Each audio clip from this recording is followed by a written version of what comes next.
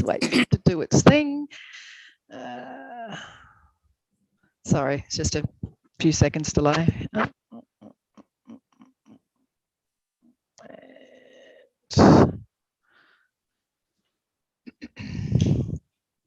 Excellent, that's looking good. And I'll just share the screen. Okay, Lord Mayor, good, thank you. Thank you. I declare the Adelaide Parklands Authority meeting open and advise that the telecommunications meeting of the board will be streamed live to the City of Adelaide website, and a recording will also be published to the internet. Please note that an audio-visual recording is being taken of this meeting. This means that your presence at and any contribution you make to the meeting may be collected, used, disclosed or published publicly by the Council. Item 1 on tonight's agenda is Acknowledgement of Country. The Adelaide Parklands Authority acknowledges that we're meeting on traditional country of the Kaurna people of the Adelaide Plains and pays respects to elders past and present. We recognise and respect their cultural heritage, beliefs and relationship with the land, and acknowledge that they are of continuing importance to the Kaurna people living today. We also extend that respect to other Aboriginal language groups and other First Nations who are present today. Sorry, I just lost my phone. Item 1.2 tonight are apologies. Jenny, I didn't have any apologies tonight. I don't think anything's come in. No apologies. Oh, thank you, Judy. Item 1.3 on the agenda tonight is the minutes from the 24th of June, which I will actually need to endorse. So I can't see you all, but I'll look for a mover for the minutes. Thank you, Craig. Seconded by Stephanie. Thank you for using the electronic hand. That's really excellent. Members, are there any discussions on the minutes? I think we've captured most things in business arising. If not, I'll put it to the vote. Is everybody happy to pass the minutes? Those in favour? Yep, thank you very much. Business arising. As she moves to business arising. No, I don't have my business arising with my papers and I can't see them because they're on my iPad, which I'm using. Are there any comments on business arising that haven't been incorporated into our meeting for tonight? Perhaps, Jenny, if you or Judy, if you're there, if you have a copy of the business arising, which I can't see at the moment, are there any things that are not captured in the agenda tonight? Not that I'm aware of, Lord Mayor. I can't actually open an agenda from my device at the moment. Okay, thank you. So, members, just from the last one, there was circulating the link to the Women's and Children's Hospital website and a request to the state government project team to brief members. That is underway, so in progress. Circulating memorial and public art guidelines, and for council to note Appler's advice, which has been done. What else did we have?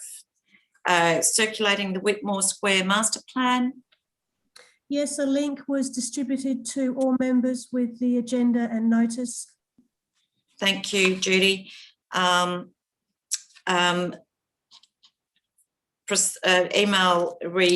suggestions for community forum. That is actually later on the agenda, so we'll address it there. And we did have we did try anyway to do a subcommittee meeting today. I do apologise for those members that raised their hands to be part of the subcommittee for the forum. In terms of the delay, it's been the last couple of weeks have been a bit bumpy with everything that's going on in the state. So Stephen was able to join us and we'll talk to that discussion a bit later in the agenda. So that is just to note. Members, are there any conflict of interest with any items on the agenda tonight? No? I'll just say, Jenny, I can only see, the way I can see it is the screen and then I can only see 3 people. So you'll just have to let me know if you can see gallery view, because I can't. Okay, certainly, Lord Mayor. It's a bit. So thank you. No conflicts of interest. Presiding members report. Suffice to say, there's lots going on. I have actually had some great discussions with Michelle English, who, of course, has taken carriage of all things parkland as part of her portfolio. Again, I'll remind members that even the change to the charter was really in response to feedback from members in terms of how we would escalate parklands within the organisation, and this has been done. So we have had several discussions around both in terms of the forward agenda, which there's a bit of work. We'd like to bring a forward agenda through to members so that we can plot out the next 6 months, but particularly around how we're going to bring in that data, and I'll leave that to Michelle to talk about. But in our strategic plan, you'll recall that we had a whole lot of data points that would inform our work going forward, such as heat mapping, tree canopy, net gain, loss to parklands, use of parklands, leases, licences, etc. And so what we're trying to do is map, particularly over the next 6 months, we might go to the middle of next year, depending on how we go, but certainly the next 6 months, which pieces of work and which order we bring those in, so that we've got some really great baseline data, and with a view that we can set some kind of dashboard up so that we can continue to monitor that over the next couple of years. The forum discussion we will talk about when we get to that item on the agenda. I also met with Kirstine as my deputy chair to talk about some of the timing of the things that we want to bring through, and also how we're sort of in transition, moving from what has essentially been run as a subcommittee of council to a board, understanding that our key role is advisory to both state and council. The big opportunity for us that was identified within the strategic plan and the workshops that we did is how we connect back with state so that we are used as an advisory for state as well. And to that end, there's a few things that I'd like to do, and one is a rotation in terms of where we conduct board meetings, understanding, of course, that they are still open to public, so public can come and do deputations, and we will still be live streaming and things like that. So with your agreement, we're going to do the next board meeting at the Odessa offices hosted by Kirstine, and then we'll come back to the chamber. So we just might do a few of those. That is partly in a very visceral way, saying we are part of state government as well, and partly, you know, more conversations for us to have in terms of strategy, but certainly how we can continue to work across state and local government. I'm trying to think, there's a few other things that we will, that probably Michelle will update, but I'm fairly keen that we also look in other business. Michelle, those site visits that we talked about, which is one to Brownhill, Keswick Creek, and the other to where the horse adjustment is behind the police barracks. So we're trying to organise those two site visits. The adjustment one is on our forward agenda. So we'll try and make sure we get there beforehand, and if possible, we'll coincide it with perhaps a walk around the area to do with Women's and Children's Hospital is the intention. So it will most likely, because of all our time commitments, be on a Saturday or Sunday afternoon, as we did previously when we did Oval number 2 and the Town Clerk's walk. So, but we'll put forward some, obviously it's not going to be in the next week or so, but we'll put forward some times that hopefully will suit everybody for that. I think that's all from me. There may be a few things that I bring back to business arising. Have members got any other business arising while I'm on that subject for this evening that you want us to know? Stephanie? I was just going to suggest perhaps to add as a possible site visit the area where the stadium's being planned, so where all the rowing sheds are. Well, if members are happy to do, an hour and a half or something, we could actually start at the Moorfoot Bridge and walk from there down to the horse adjustment, which is not too far, but we would take in all three sites. Yep, sounds good. Yep, great.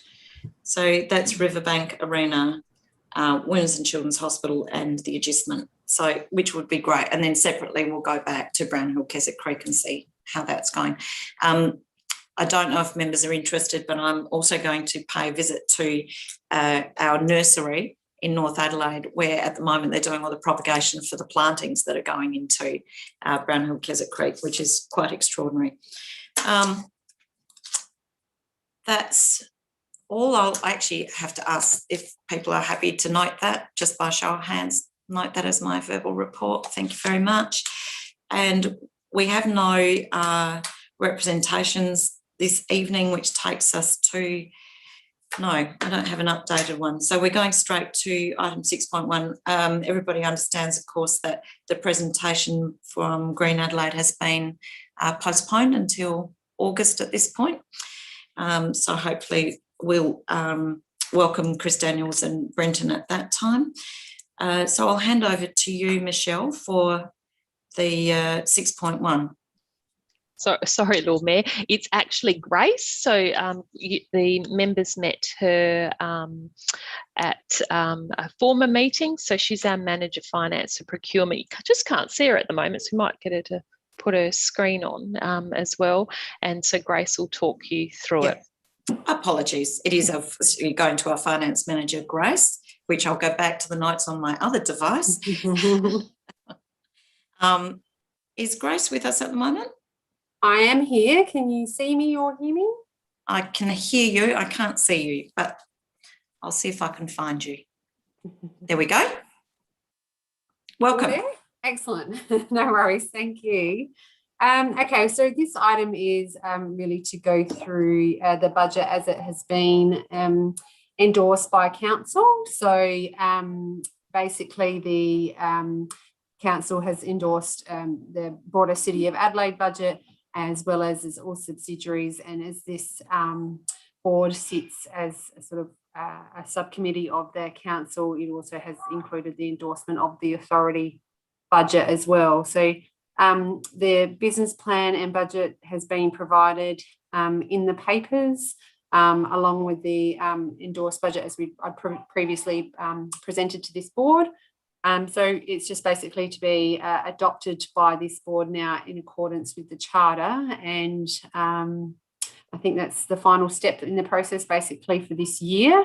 And as I sort of mentioned in a previous session with the board, the idea would be for the next budget is to kind of have a bit more of an involved process with this board in terms of developing that budget, but this year it's kind of run its course, and we've gone through the approval with council and looking for the adoption from the board tonight. Okay.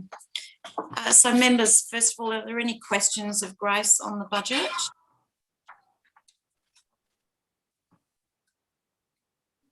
Steph? Yes, I know we covered it before that, there's this big shift obviously from an 230k annual budget to an 83k projected budget.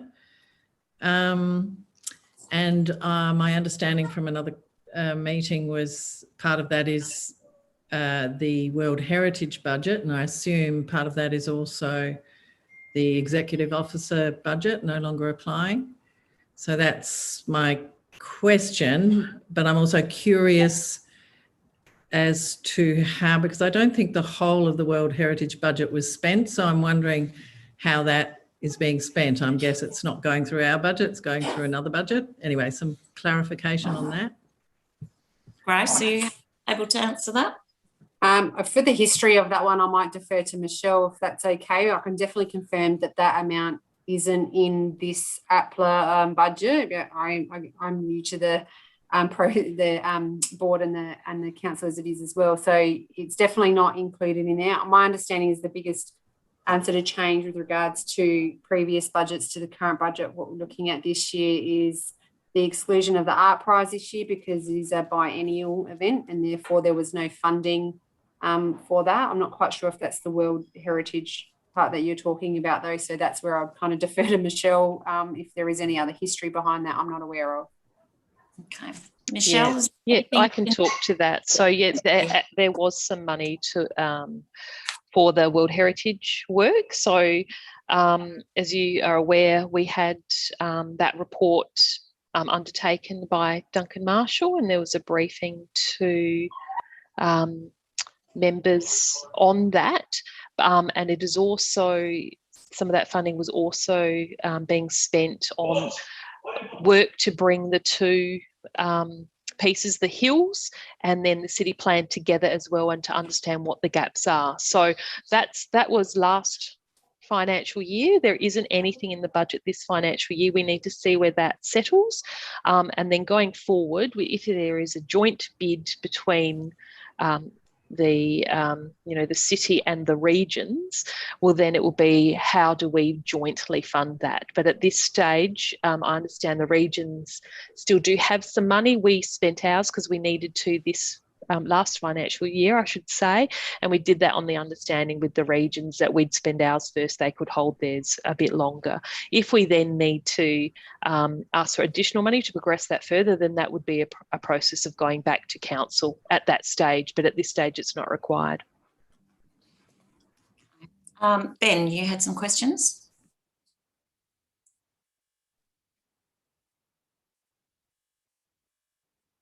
Yes. Just quick ones.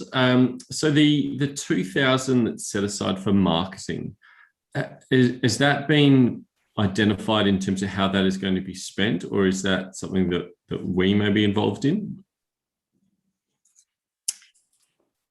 Again, Michelle, are you able to speak to that?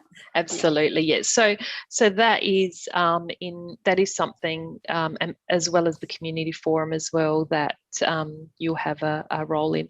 I should also mention that there is some money in the Parklands policy team, in terms of obviously paying for those staff in there, but also undertaking the community land management plans.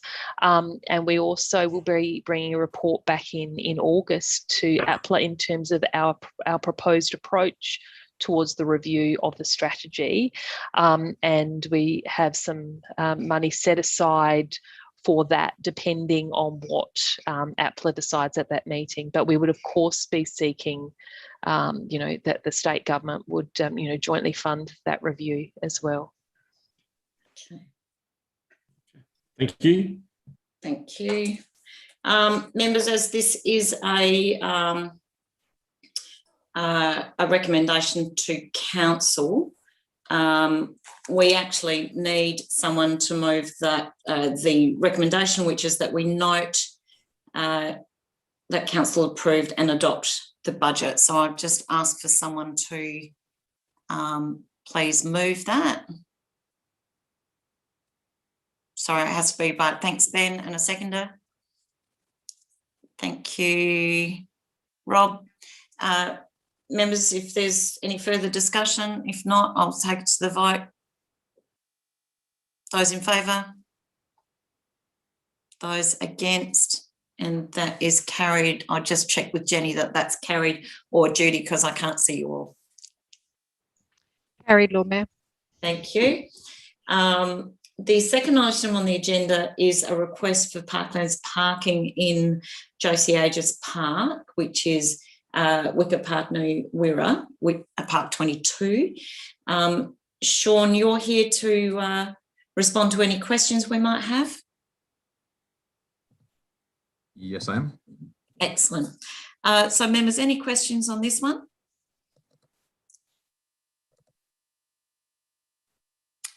I just need electronic hands, members, because I can't see you. Thank you, Stephanie. Yes, I just noticed that there was somewhere in the report it mentioned a current deadline of end of January, I think, for the COVID centre. And I wondered whether we could review, rather than just have this as an open-ended decision, whether it might be possible to review the recommendation at that point.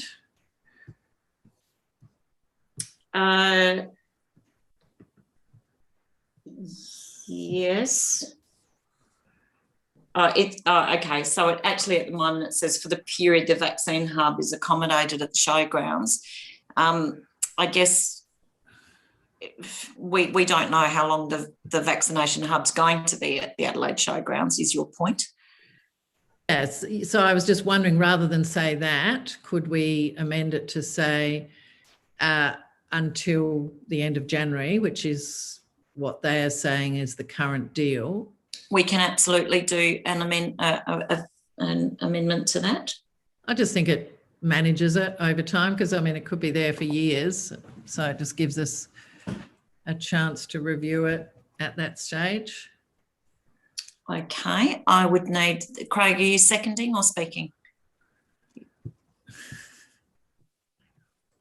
Sorry, I'm speaking, if that's okay. Yep. Separate to that.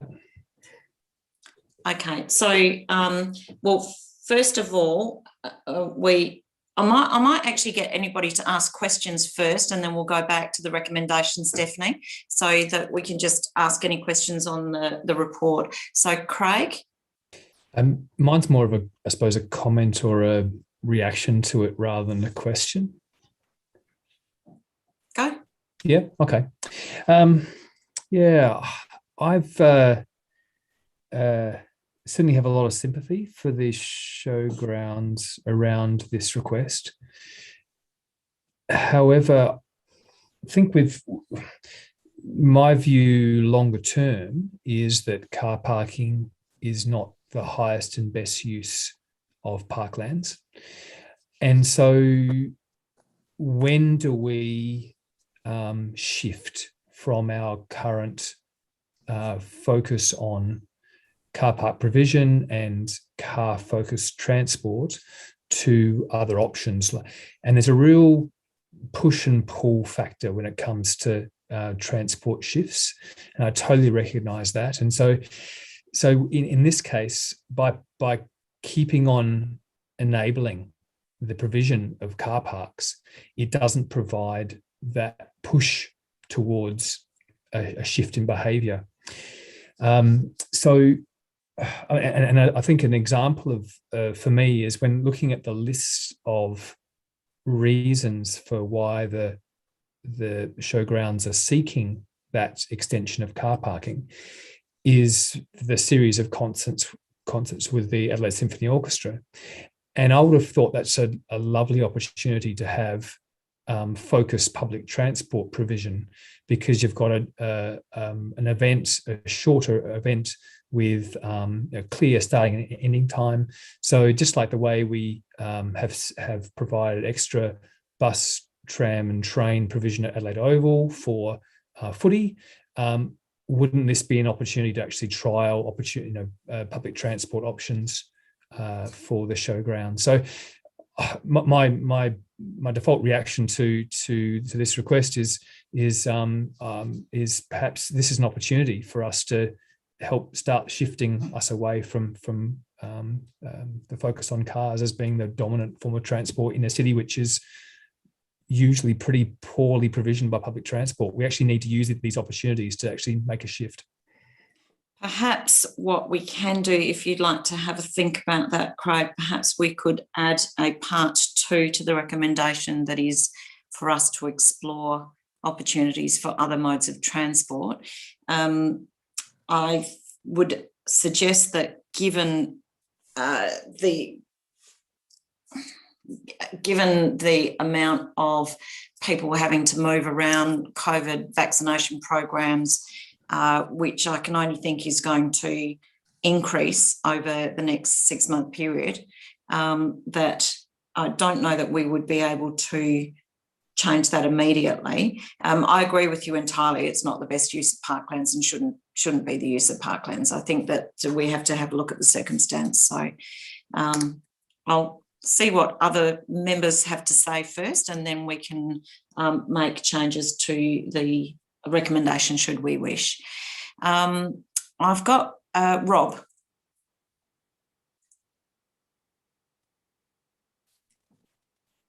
Rob, I think you're muted. Thought I'd unmuted. Yeah. Okay. Right. Yeah, just following on from that, I noted that the current approval for the arrangement that has previously existed runs until 2026. Picking up on Craig's point, my inclination would be to say, well, short-term COVID problems, run with it. Anything to get the population vaccinated, even if it only gets another 100 people vaccinated, that's good. But should we take this as a point where we prompt and begin the process of engagement with the showgrounds about looking at not having parking there for any reason beyond the existing agreement that expires in 26? Sean, can you tell us where we're up to in terms of, have we commenced those discussions with the showgrounds? Yeah, sure, thanks.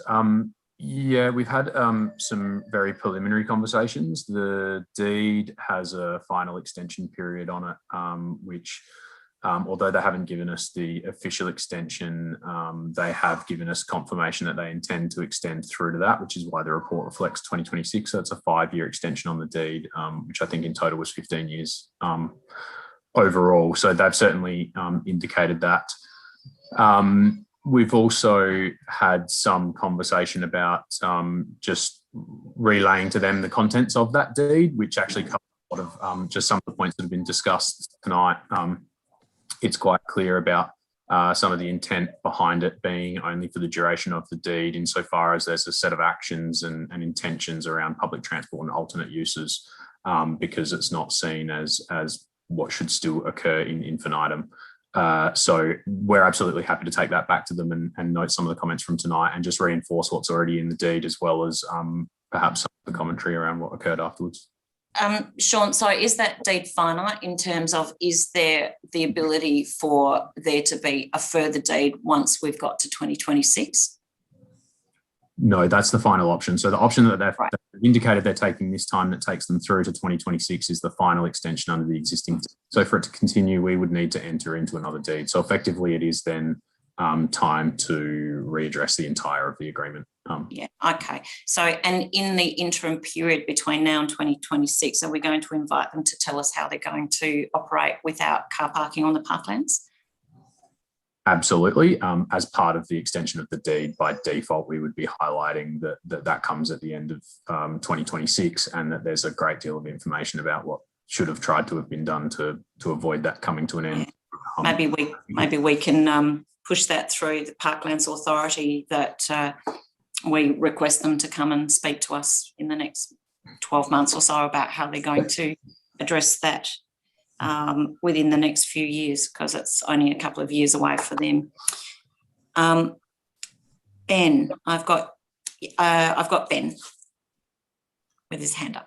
There we go. Yep. Thank you. Yeah, look, it really just to, I guess, support Craig and then Rob in their directions. I think going with the pressures of COVID might just set us kind of against community. But I think looking forward, how we can support that shift, how we can drive that mode shift to public transport is really good. And so I think, Lord Mayor, your call of asking them to come and engage with us. And I think for us to understand how we can support them in that dual role that we have in advocating to state, perhaps to help them transition away from it, so the parklands aren't used, and that we are able to advocate for a change to public transport and the various modes that are available around that site. Yeah, and of course, as you know, in terms of what it does also at the moment, because there's a car parking deed, it restricts our ability to redevelop or invest in that part of the parklands. Could I make sure, Judy, would you mind capturing that as an action for the minutes that we will pursue through admin, through Sean, to work with the Royal Showgrounds in terms of how they're going to accommodate once the car parking deed has come to an end? Captured that, Lord Mayor. Thank you very much. Members, is there any other discussion before I go back to Stephanie to see if you want to make a change to the recommendation that's before us, Stephanie? Okay, okay, sorry. So it's really so that one can be taken as an action. Thank you, Judy. So until no later, was it the 1st of January or the 31st of January? I think it was, I'll have to, can anyone see? It was in the report. Can we put the 31st of January, because we actually know that. I'm pretty sure it was that date. Yeah. Yeah. And I don't know whether it wouldn't hurt to have a reference to, the thing we've just been discussing in the recommendation, just so that message also goes back to council. Do you think? I'm quite happy to put it in there. Yeah. Thank you, Judy. I know you just deleted it. No, Jen's typing. Sorry. Yeah. So notes that the current deed expires in 2026, and requests administration invite the Royal Showgrounds, I think that's what they call themselves, the Royal Agricultural and I can never get it right. Yeah. The Royal Agricultural and Horticultural Society to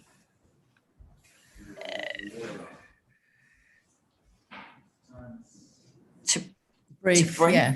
Yeah. I think she's saying brief council. Well, it will be APLA in the first brief. Yeah. Both. So the Adelaide Parklands Authority. Yeah. On how they intend to terminate use of the parklands following the end of the lease, or just from that date. You could probably, yeah. So sorry, on how they intend to terminate use of the parklands for car parking following that date, I think makes sense. Or by the end of lease date, perhaps, because they could do it earlier. Okay. Yeah. End of lease. That's great. Thank you. So I will look for, if there's any more discussion, first of all, and if not, then we'll actually do the formalities. No further discussion. If not, I'll ask for a seconder. Thank you, Rob. Members, any discussion? If not, we'll go to the vote. Oh, those in favour? Oh, Craig, was that discussion? I'm sorry, are we voting? You're on mute. I'm sorry. Sorry. Yeah, just a discussion. I'm grateful that we were kind of having this bigger conversation about the end of time. I still have preference to not support this. And that's just in terms of the that there's nothing like these sorts of moments which are to drive decision making and encourage a shift. So just wanted to make that comment. Given that we've got a date, I understand where you're coming from entirely. Given we've got a date no later than 31st of January, there may be a shift required if the vaccination program is ongoing. So we can work to those opportunities in the meantime. Members, I will ask for a vote. Those in favour and those against. That's carried, Lord Mayor. Thank you.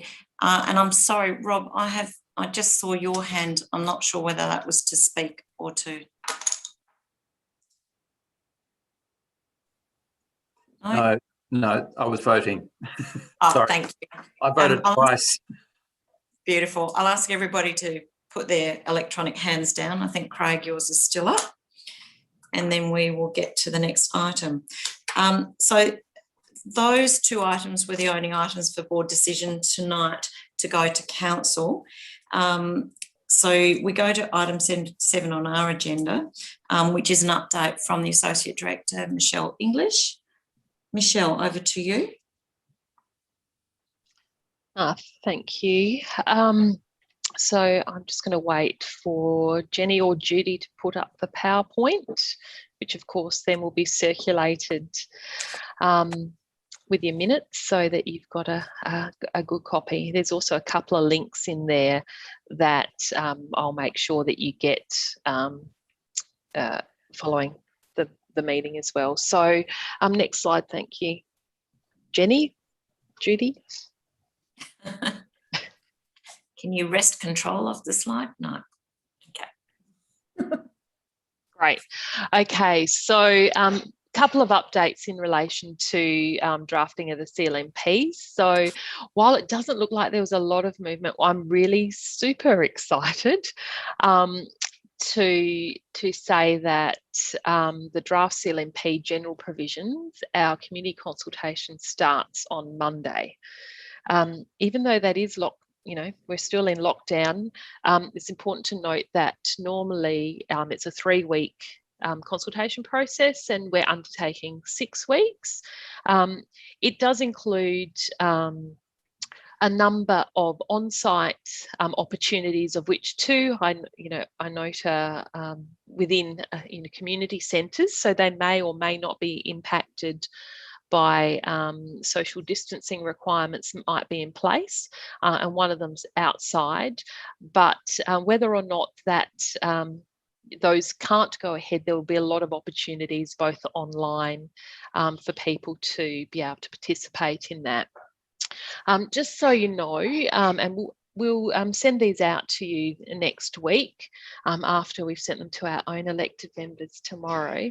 But there will be a number of easy guides that are really sort of visually focused for the community to really understand perhaps what would be normally the dryness of a community land management plan. So one of those is around, what are community land management plans? Why do we have them? What do they do? One will be really like an easy guide to the general provisions, both including the parklands wide statements and objectives, and then also on sort of the 3 new issues around beehives in the parklands, metal detector use, and the one that's likely to grab media attention yet again, which is dog management. So to try to make those really user-friendly and accessible for everyone, particularly, with those types of people that, which is probably me as well, who really find reading reams of information more challenging, just to be able to get them to come in and see the sort of visual-based information. So that will kick off on Monday, and we'll send some information on that to you as well. So if you're wanting to send that out to any networks you might have, the more participation that we can get, the better. I've sort of skipped over the draft CLMP for Adelaide Oval Precinct, and that's because we're still waiting from Minister Wingard in relation to agreement on the CLMP. And really just letting you know, drafting has commenced on a whole range of other CLMPs, which are there before you, and as they're finalised, they'll be obviously brought into APLA for your input and consideration. Would Michelle, would we be able to get a timeline as to when those CLMPs are going to come into APLA? Yeah, sure. Yep, absolutely. I'll get the team to put something together on that. And in fact, we might even bring, there is a sort of a visual timeline, which I think you probably saw, certainly council saw last year, but Yeah. with COVID and things that, and some actually putting more resource into it, I know that that timing has changed a bit. So we can bring that in and have a bit of a discussion about that as well, and also about grouping some of those CLMPs as well. Right, thank you. So the next slide, thank you very much for anticipating the next slide. Really important to know that we have been advised that the Minister for Planning has approved a proposal by the Chief Executive of the Attorney General's Department to initiate a code amendment for the Riverbank precinct. And you can read up there and take it away with you that, you know, what we do know is that the amendment aim is to improve accessibility and connections into and within the areas, improve built form outcomes, consider land use needs of the new Women's and Children's Hospital, as well as entertainment and complementary activities in the health, biomedical and entertainment precincts along the riverbank. So that could mean a whole lot or not a lot, but we just don't actually know until the initiation documentation is up on the planning portal, so the SA planning portal.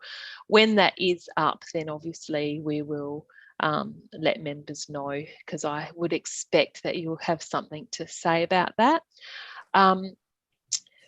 In terms of the process, when that initiation document is up, it will provide more details around the community engagement process, both for City of Adelaide, as you know, having care and control of some of that land, but also owners or occupiers of the land or adjacent land. And that will need to be done in, of course, in accordance with the community engagement charter that's under, you know, the planning system. And we really just don't know the timing of the amendment process now. So I thought it's important to say that, so you don't ask me that question, because I just don't know. But obviously this, you know, could well link to the Riverbank Arena. It could link to the new Women's and Children's Hospital. We have obviously progressed that request in terms of a briefing for members on the arena, and I believe that has been accepted, and you'll get something, if you haven't already, very shortly in relation to that. And we're expecting that it would be very sensible to have that briefing by the state government, possibly at the same time as one on the new Women's and Children's Hospital as well. Speaking of which, over to the next slide. So you may or you may not be aware, because I'm not sure when we sent the link whether the master plan had actually been updated on the website, but the master plan for the Women's and Children's Hospital has been released. There's a couple of links there to the master plan and also a series of frequently asked questions. And I'm not going to go through those now, but we'll send those out to you. I suspect you'll be quite interested. And really just to frame that, I've got really just a couple of images that I want to go through with you of what that master plan contains. It's a very long document, but these are probably some of the key ones. So this image here is from the master plan. What it's showing is a Women's and Children's Hospital adjacent to the existing hospital. So that sort of large structure in the foreground, just behind the railway lines, that's it. You can see that little cursor. That is actually the schematics for the building itself. And then you can see just to the left of that on your screen, there's a car parking / transit hub. So that particular transit hub is located on land, it appears to be, that's predominantly under the care and control of the City of Adelaide, whereas the hospital proper is on land under the state government. Yeah. But in a couple of slides, you actually get to see that from an aerial view. So if we flip to the next slide, it's obviously an aerial view, but the land just above the words Port Road, that sort of grassy green area, that is where the proposed hospital is shown in this master plan. Thank you. And then on Kate Cox Park, just on the northern side of the railway line, a little bit to the north of that, but basically on the other side of the railway line, behind the police barracks, is where that proposed car parking transit hub is shown in the master plan. We can flick to the next slide. It's the same image, but it shows you the yellow area is obviously state government, and the green is City of Adelaide under the care and control of council, and both of those areas are within the land designated as parklands under the Parklands Plan, of course under the Adelaide Parklands Act. And then you can see the exempt area is railway line as well. So these are just some other images. In the bottom left-hand square, you can see the pink areas are sort of the footprint of the development. So you've got the car park to the northeast of the railway line. You've got I guess like an overpass. I sort of imagine it similar to what you've got at the airport, where you park and then you go across a concourse sort of level over to the hospital. But that also includes not just pedestrian access, but a vehicular access and probably a drop-off point. And then you can see the larger image to the right is a different view of the proposed Women's and Children's Hospital. If we go to the next one, and this is really just to give you a taste of the different things that are in that master plan. And this is just a different angle. To the right, you can see the area of parklands adjacent to sort of Port Road, and to the left in the bottom corner, that's really the jail location. Interesting that sort of the view at the bottom sort of has parklands off to the left beyond the car parking, but as we know, actually the whole site is parkland. So that's really all I've got for you today, but I think you'll probably all be quite interested in having accessing a briefing from the state government more fully on that, but also we'll send you the link around the master plan as well. And that's it for me in terms of an update. Thank you. We also have secured a briefing. We're just trying to sort some timing for the riverbank. The Premier will be providing the Parklands Authority members with a briefing on the riverbank arena. Just sorting some time. It will be a separate meeting for us. Now, so the next item, I just wrote some other things down. Sorry, I'm just trying to see where I put it. The next item is the community forum. As I said, my apologies to those that put their hand up to be in a subcommittee. Still interested. We did have a good discussion today, and thank you, Stephen, for joining us. We talked about what we're trying to achieve with the forum, and it has to be done, my understanding through the charter, it has to be done by the end of October.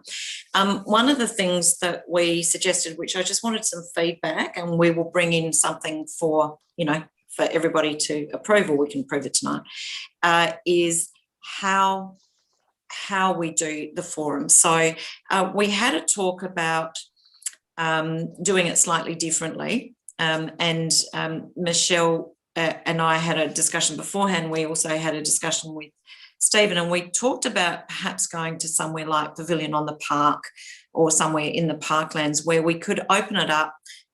Christine, I think I discussed this briefly with you as well, where we could open it up for a period of time, say between 10 and 3 in the afternoon. And members, we could roster members so that there's always one of us there. But what we could do is through posters and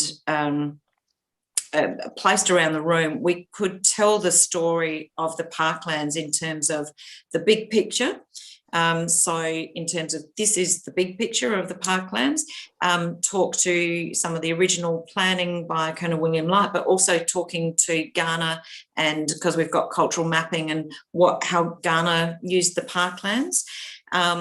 And then go perhaps park by park, which talks to the parklands management strategy. I think, Stephen, you put it beautifully when you said there's a story for every park.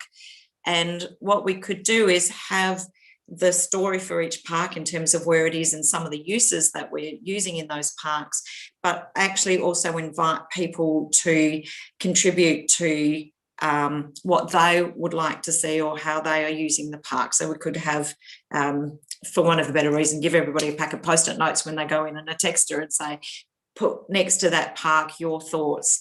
But that way they could sort of work or walk through the story of the parklands, going from Park 1 right through to Park 27, Park 28, in terms of what's there, what's intended, what the parklands management strategy talks to, as well as seeing it holistically. So we're talking about, and also Michelle's and the team, the marketing team, working with Michelle and her team, have done some fabulous video work, which is almost ready, will probably be ready by the end of October for release. One is aerial view of the parklands. One is the Ghana mapping, or the Ghana trail. It's the Ghana trail, isn't it? No? Come back. Sorry. I was on mute and my mouse wasn't moving. It's the a video of the Ghana cultural burn. Oh, the Ghana cultural burn. Thank you. I'll do that. And the other ones is Parklands Trail. So we can also have stations throughout this which have some earphones so that people can actually explore the trails as they go. Stephen, did you want to jump in for anything in terms of comments? No, it was a useful meeting for me. I hope it was useful for you and Michelle as well. I think the biggest challenge that we have is people tend, it's perfectly natural, people see the parklands through the lens that they're focused on, whether it's Patonk or biodiversity, but it's trying to get a big picture of the parklands. We talked a little bit about what are the big picture indicators that people want to see. So I go on about tree cover as an example. We want to understand, is tree cover going backwards or forwards in the parklands? And there's a bunch of other dashboard indicators that I think we need to have access to, but it's also understanding what are the holistic things that people are looking for in the parklands, rather than what are the issues that are pertinent to their passions and loves. Now, obviously, you have to have both, but it would be good if we can pull the discussion up to a helicopter view or a space shuttle view, and see how we go on that. So it was a useful discussion. How do you get people to bring to access a vision? And the suggestion of yours, Lord Mayor, I thought was a very good one in relation to what was historically the Ghana vision for the parkland, and what was Colonel Light's vision for the parklands, and then what are the, as inheritors of those legacies, both the Ghana people and the rest of us, what's our vision today? And I think that's a really important conversation to have. How do we integrate those and have a holistic perspective there? Yeah. So what we also talked about in terms of that, thanks, Stephen, was, so for instance, where we did the cultural burn, there's so many uses of that park. We work with Trees for Life in terms of planting and biodiversity, and we've also started the Ghana land management. So being able to show what we're doing. I think the main thing from Stephen, which I loved, was that big picture and looking at holistically, and also so that we can try and capture what's missing, but also what are we doing well? So we can sort of ask some of those questions. Stephanie, I've got your hand up. I'm very happy if anybody would like to jump in. This is just a discussion for now. Steph? Yep.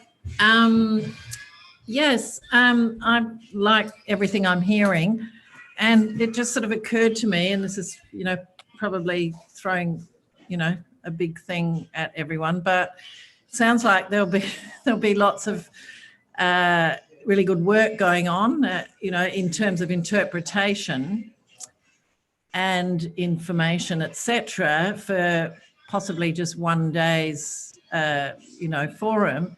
And it all sounds to me like this material could be something, or some of it could be used in an ongoing fashion as some kind of interpretive centre, which I think the Parklands could do with in the long run. And when you mentioned the Pavilion restaurant, I remember the Parklands Association having conversations about engaging with the Pavilion restaurant about setting up some kind of an interpretive centre there. So anyway, I'm just throwing that into the mix, because it sounds to me like there'll be this great material, whether it's, videos of cultural burns or overviews, all sorts of things that will go into this one day's effort. And maybe we should be looking for a space, a more permanent space to put some of that stuff. Oh, there's a challenge. Jessica? Thanks. I really loved all of that as well. I love the ideas that are flowing, and particularly the one about getting people to kind of share like their story of what that parkland means to them. I really liked that as well. I did have some chats with a couple of elders about just things we could do, and it's really, similar to what's already been discussed. I think, just linking it into the cultural mapping would be excellent if we could do that, and also the cultural burn. But I just kind of wrote down a bit of a brain dump of ideas of different workshops, for want of a better word, that you could do. And that could be based at a pavilion on the park, or it could be like little offshoots, going to do a tour that incorporates the cultural mapping, or going to actually visit the cultural burn site. There's also language as well, but that could be incorporated into the tour around the place names and that kind of thing.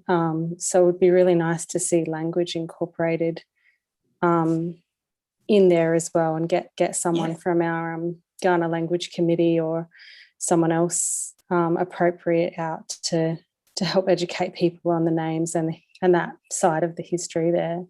But it was all very much aligned to the things that have already been said, so it sounds fabulous. That's brilliant.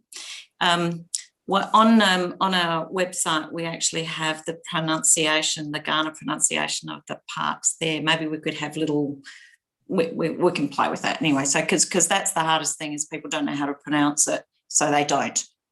So that would be good, but to have some language there would be great.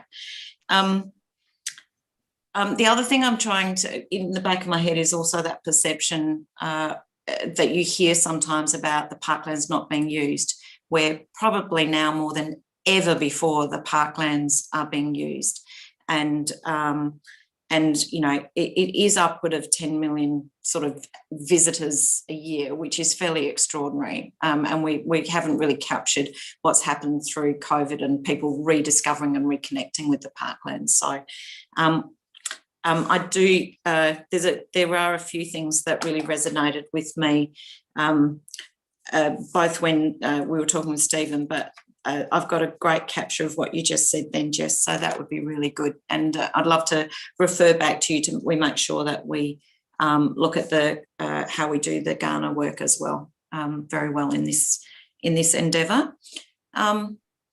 Michelle. Oh, Michelle. Yeah, thank you. I did. I just have my hand up.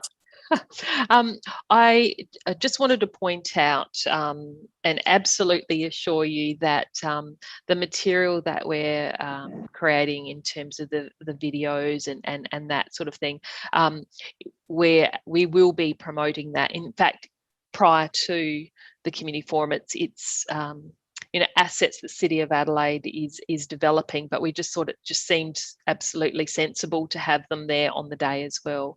And we have been, we were going to before this meeting, but we'll do it at another time. I think we have been talking internally around how we have a better presence in terms of the parklands and how people can access that as well in a virtual sense, not just out in the parks themselves as well. Beautiful. Any other comments? Is everybody sort of generally vaguely happy with the direction that we're going in? Given I can't see you all, I'm hoping someone can, but I can, and everybody's nodding favour. Right, excellent, that's good to hear. So my subcommittee is the subcommittee that I think we talked briefly about last time, just trying to double check.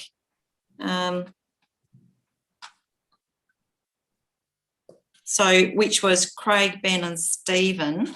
I'm just going to say, if I'm going to ask you whether you're happy just to work with us to sort of really make sure we've got the scope right. I love the idea of an interpretive centre, but that might be out of scope for our first year, but it's certainly something we can look at. In fact, don't forget the interpretive centre was going to be in Victoria Square in the original plans for that. There were a few other things that we talked about, whether we do plant giveaways, whether we have kids tables so that we can make sure that the kids can connect to the parkland. So we can flesh some of that out. You're all welcome, of course, to join any working group or subcommittee, but I will double check, and probably just by raise of hands, whether Craig and Ben and Stephen are happy to continue to do a bit of work on this with me, because that's the only way I'm going to see you. I can see you, Craig, but I can't see the others. So Craig, Stephen and Ben have smiled and waved, yes. Smiled and waved. And Jess, I know that you have a few other things happening in your life at the moment, but I'd really appreciate if you can give us, just work with us in terms of anything, Ghana, make sure we get it right and we haven't forgotten anything. That would be great. I'd love to, thank you. Good, that's fabulous. All right, so I will just take it that with a general, that's the direction that we're going to go, and then we can sort of move forward on that. And if it's not Pavilion in the Park, because of course we haven't had a discussion with them at all, then we'll try and find another venue that can allow for that sort of movement of people through a day. Okay, we will come back to you. I have at 8.1 an item for noting, which is the consultation practices. Was there any discussion on that? And I'm sorry, I haven't got a reference. I'm not sure if that's you, Michelle.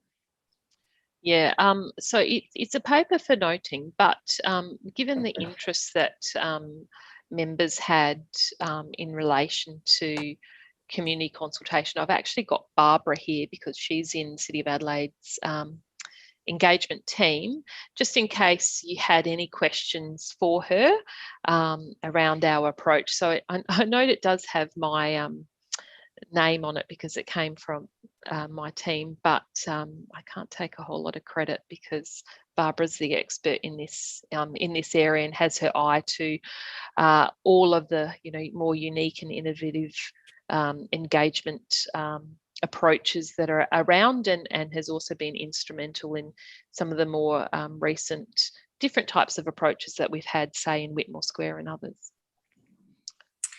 So members, have you any questions of Barbara? So Craig, and then Ben. Thank you. Yeah, more of a comment than a question, just to reiterate, I think the paper's spot on in terms of highlighting that shift towards more deliberative mechanisms for consultation. So it's less around information and more around people being able to discuss and consider all sides, get a whole lot of rich information, and then using the power or wisdom of groups to come up with better advice. So I'd be really interested in seeing how we can do that with our work in the future. So thank you. Right. Ben? Yeah, just to follow Craig's comments again, I think the paper's great and certainly talks to, I guess, many things we're all challenged with. The deliberative engagement and that idea, the paper references Charles Sturt and their kind of e-community or e-reference groups. Is that something that Council, noting the paper sort of end 2019, has Council considered that? Is that a path that wants to move down? And I guess the reason I ask that is linking back to the community forum, if that is something that Council are considering, or that if it exists, is the forum an opportunity, I guess, to raise awareness to some of that as well? So going forward, the community has a chance to be involved in the parklands. Sorry, I actually should have mentioned Michelle Williams is on the line as well. Yeah. I think Michelle wrote the paper in conjunction with Barbara. Sorry, Michelle, I might leave that one to you. You or Barbara to answer.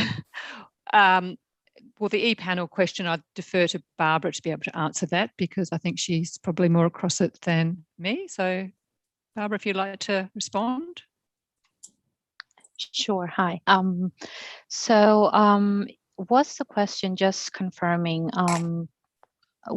Craig, or was it Ben? Yeah. Was the question in relation to the idea that we could go down the path of creating an e-panel, such as have been used by Charles Sturt, with regards to then further involving community in a more I guess in an approach that is more ongoing with regards to informing use of parklands and connection with parklands, etc. Yeah, I guess as a two-step one from the paper is that, and because I think it was one of the recommendations, is that something that Council has supported and is looking to endorse? So Council have received recommendations that were based on the service review that was done in 2019 about community engagement approaches, and they have noted that we are looking into different ways that are more deliberative of engaging with our communities, not just in relation to parklands, but more widely as well.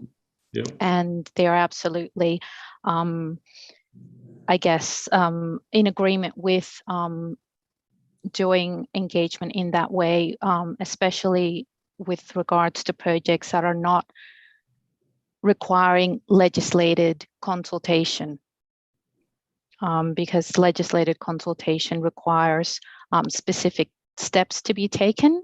But yes, definitely they have identified and want us to go down the road of engaging in more deliberative ways with our community.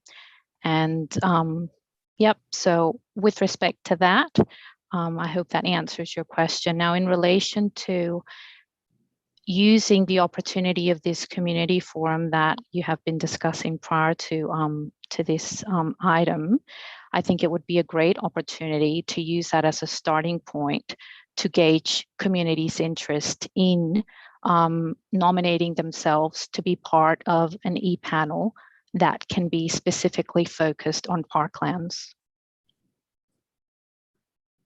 Great. And so we would definitely work together and look at how we can incorporate this element into that community forum to, to be opportunistic in a positive sense and use that forum to inform people and educate them about this opportunity and to allow them to self-nominate for it. Okay. Any other questions of Michelle or Barbara?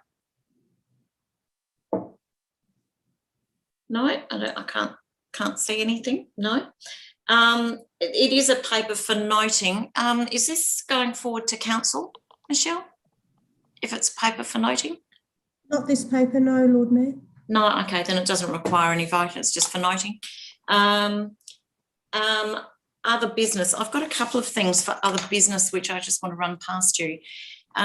One is risk management and mitigation, which is basically a risk register that as a board, that's normal governance practice that we would have our own risk register. So I'd like to put forward an action with your support that we look at a risk register, that we have bring a draft in the next couple of meetings with a view that we sign one off by the end of the year.